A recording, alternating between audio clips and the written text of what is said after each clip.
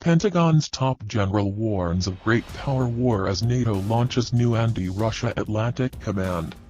Joint Chiefs of Staff Chairman General Mark Milley has warned of the dangers of a new global conflagration between the great powers while touting the Western alliance's ability to stop such a scenario from becoming a reality. Speaking at the inauguration of the new NATO Joint Force Command Norfolk, a joint operational command tasked with tackling a resurgent Russia in the Atlantic, on Thursday, Milley warned that JFCNF's mission in the event of war would be to fight the Battle of the Atlantic.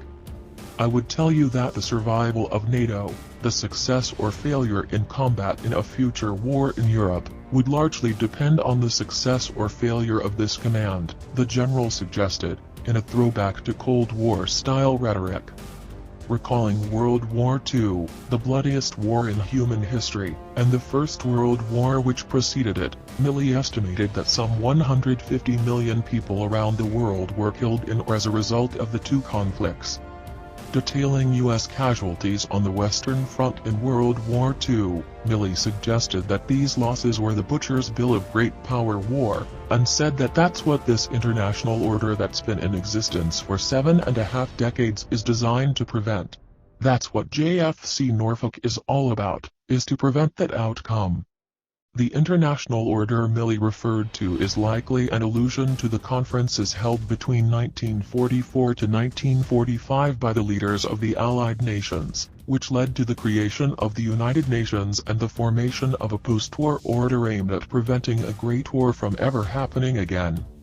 Senior Russian officials, including President Vladimir Putin and Foreign Minister Sergei Lavrov, have also spoken repeatedly of the post-World War II international order, but have recently accused the US and its allies of attempting to destroy the post-war order by questioning Moscow's role in victory, and by expanding NATO up to Russia's post-1991 borders.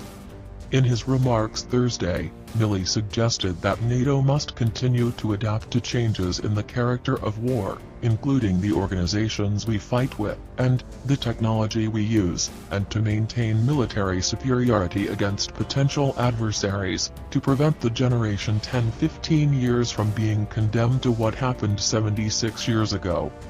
In his own comments at Thursday's ceremony, Vice Admiral Andrew Lewis, the commander of the U.S. Second Fleet now assigned to command JFCNF as well, warned of increased Russian submarine activity in the Atlantic and the Arctic as a challenge to the West following its post-Cold War victory. The commander also clarified that the new NATO Atlantic Command would provide situational awareness and assist in alliance strategic planning, and take part in various alliance drills,